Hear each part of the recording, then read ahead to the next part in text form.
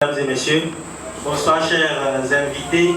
Nous sommes très heureux de vous recevoir ce soir, ce vendredi, pour le 3e café des consultants.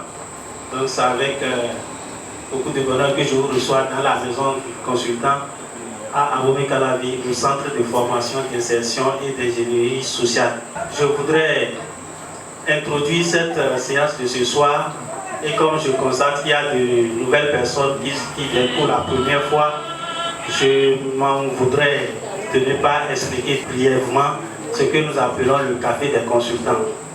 Donc, le café des consultants est une initiative de la maison du consultant qui a pour but de permettre des échanges professionnels entre nos consultants freelance qui pratiquent déjà et des jeunes qui ont l'ambition de devenir consultants. Donc nous avons créé ce creuset pour que ça soit un creuset d'échange et de partage. Pour que le consultant freelance indépendant ne soit pas isolé, nous avons voulu créer un réseau. Ça, c'est le réseau des consultants du centre de formation des services IDH. Donc ce soir, le café va parler de consultants en valorisation touristique du patrimoine culturel. Donc au cœur de nos échanges ce soir, il sera question de la valorisation du patrimoine culturel. Donc nous avons invité a priori des gens qui sont intéressés par cette thématique. Des gens qui ont fait des études en sciences humaines, sociologie, géographie, même linguistique. Des gens qui ont fait des études de tourisme, des gens qui ont fait des études des sciences de la culture comme le patrimoine culturel à l'EPA ou bien à l'ENAM.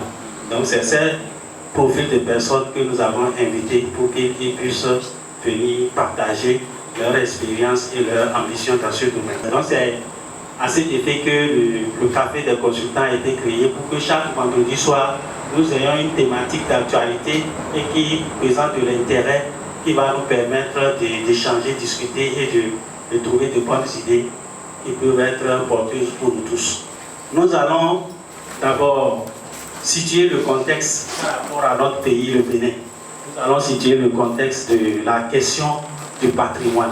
Pourquoi la question du patrimoine, puisqu'hier, aujourd'hui, est une question importante? Pourquoi la question du patrimoine a un enjeu aussi fort qu'il faut s'intéresser au patrimoine? Donc pourquoi? Donc pour que nous soyons tous dans le même pays, nous allons rappeler le contexte. Et le contexte, nous allons nous le rappeler à travers une courte vidéo que nous allons suivre, qui va nous mettre dans le bain du sujet. Donc je voudrais demander à la régie qui gère le PowerPoint de bien vouloir nous faire voir la vidéo sur le Bénin et de culture photo.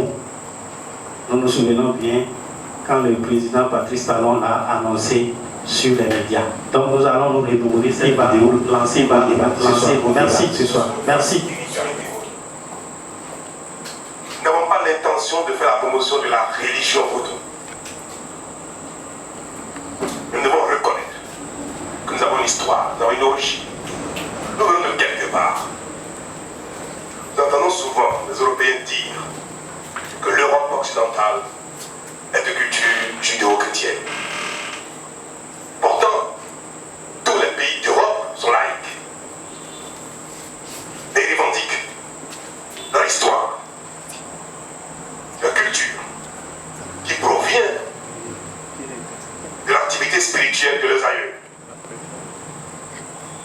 Combien de rappeler que les communautés humaines, quelle que soit l'époque et quelle que soit la région, ont développé l'expression culturelle artistique à partir des besoins spirituels. Le président de la République dit des choses comme ça, la jeunesse doit être en éveil pour savoir qu'on a ouvert un boulevard. On a ouvert un boulevard d'opportunités.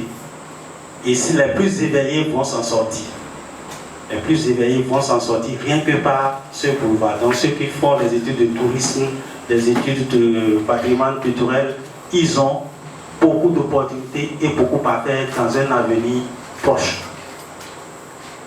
Mais pour que ça soit une opportunité pour nous, il va falloir se préparer à saisir l'opportunité.